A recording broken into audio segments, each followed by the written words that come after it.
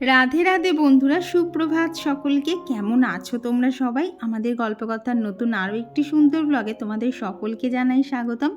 আশা করছি সকলে খুব ভালো আছো, সুস্থ আছো, আর আমরাও বেশ ভালো আছি। তো এখন ঘড়িতে বাজে ওই মোটামুটি 8টা মতো। কৌশিক অফিসে বেরিয়ে গেছে, আর তারপরেই আজকে সমস্ত কাজ ফেলে আমি চলে এসেছি ছাদে। গত ভিডিওগুলোতে তো তোমাদেরকে দেখিয়েছি গাছের নিচে কত আর কি, টবের এই গাছগুলোতে নিচে কত আগাছা জন্মেছে। এইবার না আমাদের এখানে প্রত্যেক দিনই বলতে পারো কম বেশি বিকেল হলেই হয় মেঘলা হয়ে থাকছে, না হলে বৃষ্টি হচ্ছে। তো এই কাজগুলো না করব করে করাই হচ্ছে না। তো সেই জন্যে আজকে সকালবেলাতেই ছাদে এসেছি। তো মোটামুটি 5-6খানা মতো টব পরিষ্কার করেছি। সব তো আর একদিনে করা সম্ভব না। আর দেখো এই আগাছা ভর্তি গাছের মধ্যে থেকেও কিন্তু একটা রেন লিলি ফুটেছে। তবে জানো তো ওই টবটার মধ্যে আরও 2টো কালার দেয়া আছে, তবে সেই ফুলগুলোর আর দেখা পাওয়া যাচ্ছে না। যতবারই ফুটছে এই সাদাটাই ফুটছে। তো এইদিকে দেখো এই যে পুদিনা পাতার টবটা, তারপরে টাইম ফুলের টবটা সব তো আগাছায় ভরে গেছিলো। তো সেগুলোকেও পুরো ফাঁকা করলাম। আর জানো তো এত আগাছা হয়ে গেছিলো না, মাটির নিচ অবধি তো রোদ পৌঁছচ্ছিলো না, মাটিগুলোও কেমন শ্যাওলা শ্যাওলা হয়ে যাচ্ছিলো। আর এই দেখো এই যে জেট প্ল্যান্টটা দেখছো, এটাকে আজকে নিচে নিয়ে যাবো। ও প্রায় 1 সপ্তাহ মতো ছাদে ছিল, যার জন্য দেখো ভীষণ সুন্দর কিন্তু বেড়েছে। তো এই বাড়বে বলেই ওকে একটুখানি বৃষ্টির জল খাওয়ানোর জন্য আর কি ছাদে রেখে গেছিলাম। আর এই গাছটার কথা মনে আছে, সেই যে আমার বড় স্পাইডার প্ল্যান্টটা পুরো তো মরে গেছিলো। তো কেউ একজন বলেছিল যে ছাদে রেখে আসতে হয়ে যেতে পারে নতুন। তো তোমাকে বলবো দিদিভাই, অনেক থ্যাংক ইউ তোমার বুদ্ধিটা দেওয়ার জন্য। আমি তো ভেবেছিলাম যে ওই গাছটা থেকে কোনোভাবেই আর নতুন করে গাছ হওয়া সম্ভব না। তবে জানো তো দেখছি ছাদে রেখে দেওয়ার ফলে কিন্তু নতুন করে আবার গাছটা গজিয়ে উঠেছে। আর দেখে এত আনন্দ হচ্ছিল না, বিশ্বাস করো, মানে ভাষায় প্রকাশ করার না। কোনো গাছ যদি ধরো মরে যাচ্ছে, সেই গাছ মানে সেই গাছটাকে বাঁচিয়ে তোলা যে কী আনন্দের ব্যাপার। তো আমার সাথেও ঠিক সেই রকমই হচ্ছিল, ভীষণ আনন্দ পেয়েছি গাছটাকে দেখে। তো ছাদে প্রায় 1.25 ঘন্টা মতো সময় গেছে। তো তারপরে নিচে এসে এইবার এই যে বাকি কাজগুলো সমস্ত এক এক করে করবো। সকাল থেকে জানলাগুলোও আজকে খোলা হয়নি। তো এদিকে জানলাগুলোকে সমস্ত খুলে নিয়ে চলে এসেছি হচ্ছে ঘরে। আজকে না বেড কভারটা একটুখানি চেঞ্জ করব।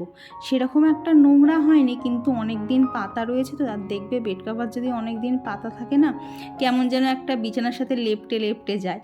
আর একদম মানে কাঁচা জিনিসপত্র বেশ একটু শক্ত শক্ত ভাব থাকে, তখন কিন্তু দেখবে বিছানার ওপর পেতে রাখলে এমনিতে ভালোও লাগে, আর সেরকম কিন্তু একটা সরেও যায় না। একদম যে জায়গার জিনিস কিন্তু সেই জায়গাতেই রাখা থাকে। তো সেই জন্য ভাবলাম একটুখানি চেঞ্জ করেই দেই। আর দেখবে ঘুরিয়ে ফিরিয়ে বেড কভার পাতলে কিন্তু ঘরটাকেও একটুখানি নতুন নতুন লাগে। তো প্রায় 2 রাউন্ড তো এরকম সাদা সাদা বিছানার চাদর আর কি, সাদার ওপরে বেড কভারগুলোই পাতা হয়েছিল। তো এইবার ভাবলাম কালারটা একটুখানি চেঞ্জ করা যাক। তো সেই জন্যই গ্রিন কালারের যে বেড কভারটা দেখলে বার করলাম, ওটাকেই আজকে পাতবো। আর তোমরা তো জানোই যেদিনকে আমি বেড কভার চেঞ্জ করি না কেন, আমি কিন্তু খাটের চারপাশটা ভালো করে মুছে নিই। যদিও আজকে রবিবার না, তবে বললাম না একটু ইচ্ছা হলো চেঞ্জ করব, তো সেই জন্যেই আর কি চেঞ্জ করে দিয়েছি। আর মার ওখান থেকে আসার পর তো একবারেও বেড কভার চেঞ্জ করা হয়নি, প্লাস এই যে বেডের চারপাশটাকেও মোছা হয়নি। তো ধুলো তো পড়েছেই, উপরন্তু কৌশিক এই যে পাউডার মেখেছে কম, ছড়িয়েছে বেশি বলতে পারো। এখন যে জায়গাটা মুছছে ওদিকটা তো পুরো সাদা সাদা একদম ভরেছিল, মানে এত পাউডার ছড়িয়েছে। আর জানো তো এই যে ফ্লাওয়ার ভাসটা, এটা তো দেখো একদম দেয়ালের কোনায় থাকে, সেরকম একটা একে নাড়াচাড়াও করা হয় না। তাও জানো তো যখনই এটাকে পরিষ্কার করতে যাই, দেখি ভেতর থেকে কেমন কালো কালো ধুলো বেরিয়ে আসছে। কী করে যে এর গায়ে এত ধুলো আটকায় আমি বুঝতে পারি না। তবে যবে থেকে দেখেছি, একটু লক্ষ্য করে যে এইভাবে যদি অনেক দিন না করা হয় বেশ ভালো ধুলো পড়ে যায়, তবে থেকে বলতে পারো ঘরের প্রত্যেকটা জিনিস যেরকম সময় অন্তর করে ডাস্টিং করিস, তো এই সব টুকটাক জিনিসগুলোও কিন্তু করতেই থাকি। তো এই হচ্ছে ব্যাপার। তো এখন সারা মানে যেভাবে গরম পড়েছে, আর জানো তো আমাদের এখানে বৃষ্টি হচ্ছে, কিন্তু গরম কিছুই কমছে না, উপরন্তু যেটুকু বৃষ্টি হচ্ছে তারপরে যেন গরম আরও বেড়ে যাচ্ছে। তো গরমের মধ্যে যেভাবেই হোক না কেন সংসারের সমস্ত কাজগুলোকে তো সারতে হবে। তাই বলবো প্রত্যেকে যদি আমরা একটা নির্দিষ্ট সময় বেছে রাখি আর কি, একটা নির্দিষ্ট সময় যদি আলাদা করে রাখি না, যে সেটা আধ ঘন্টা হতে পারে, ধরো মিনিট 20ও হতে পারে, তবে সেটাকে কিন্তু ডেলি দিতে হবে। তাহলেই দেখবে ঘর বাড়ি সবসময় একদম পরিপাটি চকচকে থাকবে, প্লাস সবসময় চেষ্টা করবে জায়গার জিনিস জায়গায় রাখার।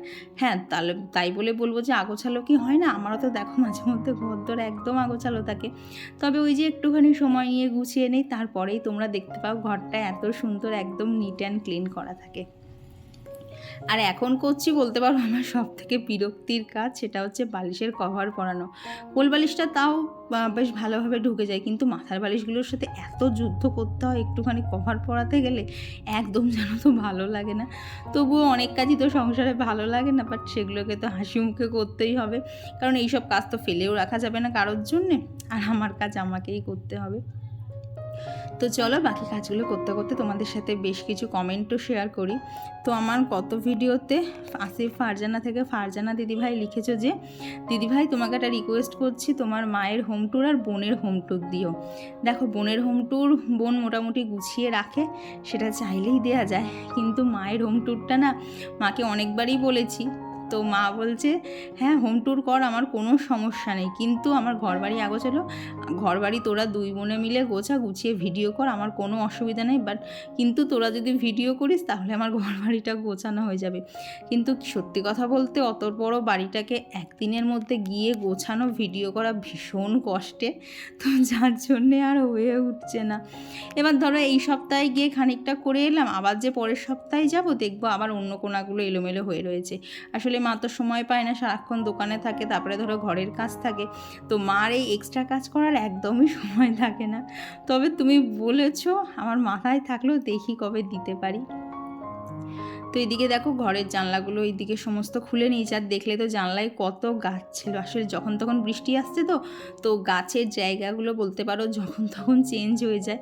আর ওই যে বক্স জানলাটায় দেখলে গাছ রয়েছে, ওই গাছ মানে ওই জানলাটায় না বেশ মানে কয়েকটা দিন ধরে দেখছি যে বৃষ্টির যে ছাড়টা সেটা ওই জানলাতেই থাকছে, যার জন্য ওই জানলায় যদি গাছ দেওয়া থাকছে না, পুরো গাছগুলো বৃষ্টির জলে স্নান করে যাচ্ছে, আমাকে আর ছাদে টানতে টানতে নিয়ে যেতে হচ্ছে না।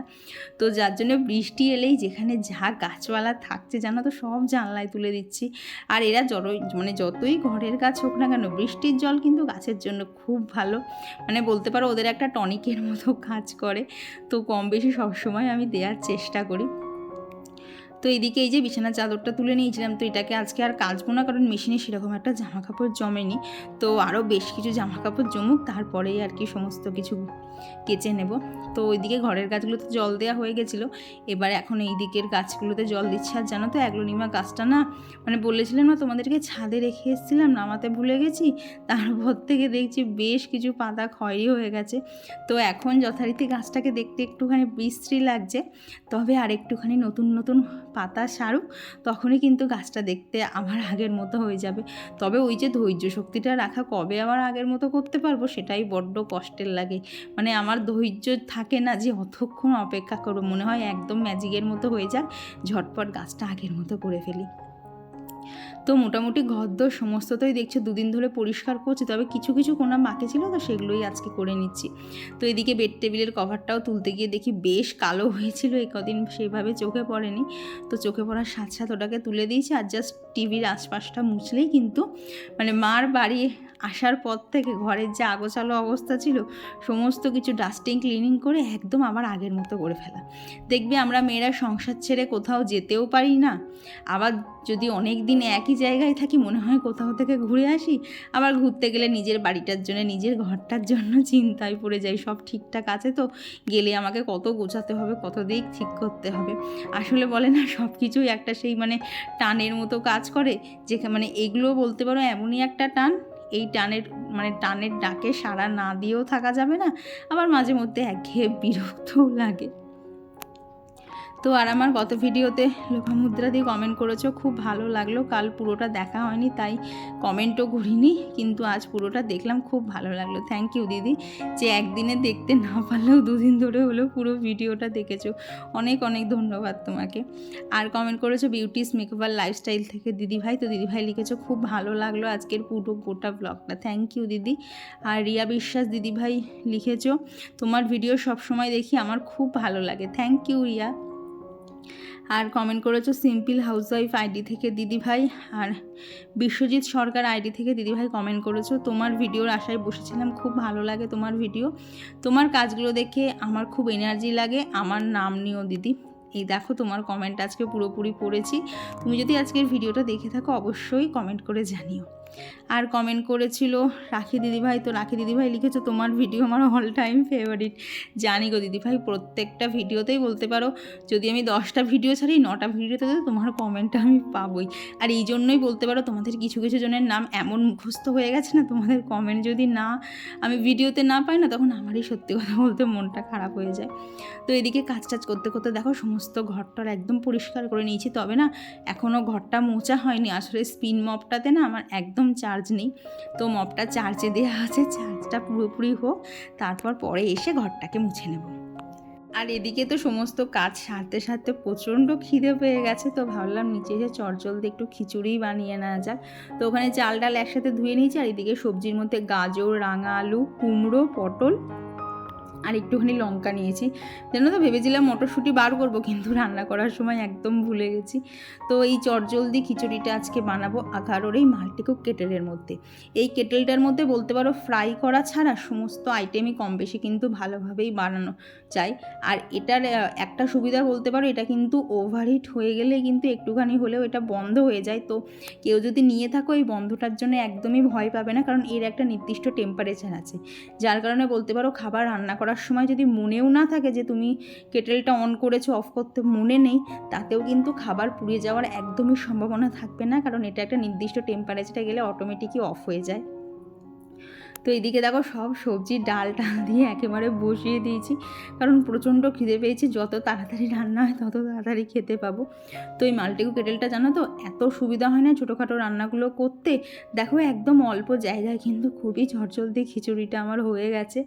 তো এখানে এই যে দুখানা পাওয়ার সেট আছে, যেরকম যখন ইচ্ছে সেরকম আমার আর কি পাওয়ারও দেওয়া যায়। আর সবথেকে সুবিধা হয় এই যে ট্রান্সপারেন্ট মানে যে লিডটা আছে, এতে দেখা যায় ভেতরে কতটা জল আছে না আছে সমস্ত কিছুই চেক করা যায়। তো এদিকে সব কিছু সেদ্ধ হয়ে আমার খিচুড়ি একদম রেডি। এখানে ওপর থেকে একটুখানি মিষ্টি, একটু গরম মশলার গুঁড়ো আর একটুখানি ঘি দিয়ে দিয়েছিলাম, দিয়ে আবারও খুব ভালো করে মিশিয়ে নিয়েছি। আর এত সুন্দর একটা গন্ধ বেরোচ্ছিলো না, মানে খিচুড়ির গন্ধে গন্ধে এমনি খিচুড়ি খাওয়া হয়ে যাবে। তো একদম আমার সবজি দিয়ে একটা দারুণ টেস্টি খিচুড়ি একদম রেডি হয়ে গেছে। তোমরা যদি এই মাল্টিকুক কেটেলটা নিতে চাও, লিঙ্ক ডেসক্রিপশন বক্সে দেওয়া আছে, সেখান থেকে একবার নিয়ে দেখতে পারো। খুব একটা বেশি দাম না, বাট ভীষণ কাজের একটা জিনিস। এতে রান্না করা ছাড়াও একটা স্টিম বাস্কেট আছে, তাতে যে কোনো আইটেম স্টিম করা যায়, এমনকি ডিম সেদ্ধ পর্যন্ত করা যায়। তো এটা ভীষণ কাজের জিনিস। তো খেয়ে দিয়ে গায়ে বেশ ভালো জোর হয়ে গেছে, এবার জোর কদমে রান্না করছি। তো ভাবলাম কি রান্না করব, তো ভীষণ আলুর পোস্ত খেতে ইচ্ছা করছিল। আজকে নিরামিষ দিন না, কিন্তু ওই যে খেতে ইচ্ছা করছিল। আর দেখলাম ফ্রিজে ঝিঙেও রয়েছে, তো ঝিঙে আলু পোস্ত তো দেখবে বাঙালির অল টাইম ফেভারিট, ভীষণ ভালো লাগে খেতে। তো ভাবলাম ঝটপট ঝিঙে আলু পোস্তটাই করে ফেলি, কারণ এইসবের জন্য একদমই সময় কম লাগে। জাস্ট গ্যাসে বসিয়ে দাও, এদিকে পোস্তটা বেটে ঢেলে দাও, আর কিছুই করতে হবে না। আর কি বলো তো, পোস্তটা বসিয়ে দিই না, ওটা যতক্ষণে হবে আমি এদিকে আর কি মাছ রান্না বাকি আছে এখনও, তো মাছের সমস্ত যোগাযন্ত্রগুলো আর কি রেডি করে নিতে পারবো। আর আমি কিন্তু পোস্তটা সবসময় এই যে মিক্সিতেই বাটি, কারণ আমি শিলনোড়া চালাতে পারি না। তো আগে একটুখানি শুকনো গুঁড়িয়ে নেই, তারপর একটু জল দিয়ে গোড়ালেই কিন্তু একদম ভালোভাবে পেস্ট হয়ে যায়। তো আর আমার গত ভিডিওতে গ্রামীণ জীবন আইডি থেকে দিদিভাই লিখেছো লাইক দিয়ে শুরু করলাম, থ্যাংক ইউ দিদি। আর কমেন্ট করেছিল শৌখিন কুমার আইডি থেকে দিদিভাই, তো তোমাকেও জানাই অসংখ্য ধন্যবাদ। আর একজন দিদিভাই লিখেছো যে তুমি যে আর কি আমি যে হেয়ার টনিকটা ইউজ করি ওটা একটু দেখিও, আর কখন ইউজ করতে হয় বলো। ঠিক আছে গো, পরের ভিডিওতে দেখিয়ে দেবো, কারণ কমেন্টটা আমি জাস্ট পড়লাম তো সেই ভিডিওর ক্লিপ তো নেওয়া হয়নি, যার জন্য এই ভিডিও শেয়ার করতে পারলাম না, পরের ভিডিওতে শেয়ার করে দেবো। আর কমেন্ট করেছিল সম্পিতা পাল দিদিভাই, আর কমেন্ট করেছিল সুস্মিতা কুণ্ডু দিদিভাই। তো দিদিভাইয়েরও একই কোশ্চেন যে হেয়ার টনিকটা কীভাবে ইউজ করতে হবে, তো সম্পূর্ণটা আমি পরের ভিডিওতে শেয়ার করে দেবো। আর কমেন্ট করেছিল সুচরিতা মণ্ডল দিদিভাই, পৌলমী ব্যানার্জি দিদিভাই, আর কমেন্ট করেছো একজন দিদিভাই আয়েশা। তো তুমি লিখেছো আমার নামটা প্লিজ নিও, আমি তোমার প্রত্যেকটা ভিডিও দেখি, এই ভিডিওটাও আমি লাইক দিয়ে দেখলাম, খুব সুন্দর হয়েছে, থ্যাংক ইউ। আর রাখি দিদিভাই লিখেছো গণেশ শ্যামলী আইডি থেকে, হ্যাঁ আমরা ভালো আছি, আর ইঞ্জেকশনের ভয়ের কথা আর বলো না, আমি ইঞ্জেকশান দিয়ে ভয় পাই, এমনকি ছোটোবেলাও আমাকে ইঞ্জেকশান দেওয়াতে হলে 4-5 জন লোক দৌড়তে লাগতো। তবে কি বলো তো, জানো তো এইটা আমার একটুখানি আলাদা, ছোটোবেলায় ইঞ্জেকশান দিতাম, ভয় লাগতো, কিন্তু তবুও হাসতে হাসতে দিতাম, কারণ ইঞ্জেকশান দেওয়ার পর মা আইসক্রিম কিনে দিত, তো সেইটা খাওয়ার লোভে লোভে ইঞ্জেকশান দিই। তো এখনও বলতে পারো এত বড় হয়ে গেছি, ছুঁচটা দেখলেই না আমার গলা শুকিয়ে যায়, আমার কথা বন্ধ হয়ে যায়, মনে হয় ছুঁচটা তো ফোটাবে। আচ্ছা, ওই ইঞ্জেকশানগুলো অবশ করে দেওয়া যায় না যাতে লাগবে না, কিন্তু অবশ করতে গেলেও যে একটা ইঞ্জেকশান লাগবে, তখন আর সেটা মাথায় কাজ করে না, কি জানি ওই ছুঁচটা দেখলেই আমার এত ভয় লাগে। আর কমেন্ট করেছিল শতাব্দী বর্মন রয় আইডি থেকে দিদিভাই, হাউসওয়াইফ ঝুমা আইডি থেকে দিদিভাই, পারমিতা দে দিদিভাই, আরাফ তমু আইডি থেকে দিদিভাই। তোমাদের সকলকে জানাই অসংখ্য ধন্যবাদ, এইভাবেই আমার পাশে থেকো। আজকেও বলতে পারো ভিডিওটা বলেছিলাম 6টার সময় দেবো, কিন্তু এত নেটওয়ার্ক প্রবলেম হচ্ছে, আমি একবার ভিডিওটা পুরো আপলোড করতে গেলাম, জানি না কোনো একটা প্রবলেম হলো, দিয়ে সেই ভিডিওটা আবার আমি নতুন করে ভয়েস ওভার দিতে বসেছি। একদিন জানো তো ভিডিও আপলোড করতে গিয়ে এত সমস্যা হয় না, মানে বলে বোঝানো না, কিন্তু রেডি করা ভিডিও আবার তোমাদের সাথে যদি শেয়ার করতে না পারি তখন মনটাও খুব খারাপ লাগে। তো সেই জন্য ভাবলাম দেরি হয়েছে যতক্ষণ, আর একটু নয় দেরি হোক, আস্তে আস্তে তোমাদের সাথে শেয়ার করে দেবো। তো এইদিকে দেখো তোমাদের সাথে কথা বলতে বলতে কিন্তু আমার পাবদা মাছটাও অনেকটাই রান্না হয়ে গেছে, অনেক দিন বাদে আবার সর্ষে বাটা দিয়ে করছি, কারণ মাঝে ঠিক না, মানে এখনও বেশ ভালো গরম আছে, তো সর্ষে বাটা গরমের মধ্যে বেশি খাওয়া ভালো না, তো সেই জন্য একটুখানি জিরে বাটা দিয়েই ঝোল করছিলাম, কিন্তু অনেক দিন পর আজকে ইচ্ছা হলো একটুখানি সর্ষে বাটা দিয়ে করি, তো সেই জন্য আর কি করে নিয়েছি। আর দেখবে সর্ষে বাটা দিয়ে কিন্তু যে কোনো রান্না করতে খুবই কম সময় লাগে, আর সব থেকে কম সময় লাগে সর্ষে বাটা দিয়ে করতে, মানে এটা আমার এক্সপিরিয়েন্স থেকে বলছি, সব থেকে কম সময় লাগে ইলিশ মাছ করতে, মানে বসানোর সাথে হয়ে যাবে এইরকম একটা ব্যাপার। আর ইলিশ মাছ তো এত ভাজতেও লাগে না, তবে জানো তো আজকেও মাছ ভাজার সময় বেশ তেল ছিটকাচ্ছিল, তবে লিডটা আটকে রেখেছিলাম বলে অতটা প্রবলেম হয়নি। তো এদিকে রান্নাবান্নার সমস্ত সেরে রান্নাঘরটাকে একদম পরিষ্কার করে নিয়েছি, মানে সকালবেলা রান্নাঘরে ঢোকা থেকে যখন দুপুরবেলা রান্নাঘর থেকে বেরোই, তখন যদি এরকম পরিষ্কার না করতে পারি কেমন যেন একটা অসহ্য লাগে। তো এইদিকে স্নান টান সেরে এখানে সমস্ত ঠাকুরের পুজোও দিয়ে নিয়েছি। তো আজকে ফল সেরকম ছিল না, তো সেই জন্য আজকে শুধু নকুলদানা দিয়েই পুজো দিয়েছি, তবে আজকে বেশ অনেকগুলো জবা ফুল ছিল, তো সেই দিয়েই আর কি মনের মতো ঠাকুরকে সাজিয়ে পুজো দিয়েছি। আর এই ফুল যদি অতিরিক্ত থাকে আমার পুজো করতে আরও সময় চলে যায়। তো প্রত্যেক দিনের মতো আজকেও ওই যে দুপুরের দিকে বৃষ্টি চলে এসছে, আর দেখো যা যা গাছ ছিল সব এই জানলা ও জানলা একদম ভাগে ভাগে বসিয়ে দিয়েছি, আর প্রচণ্ড জোরে তো বাইরে বৃষ্টি হচ্ছিলো, তোমরাও একটু আওয়াজটা শোনো।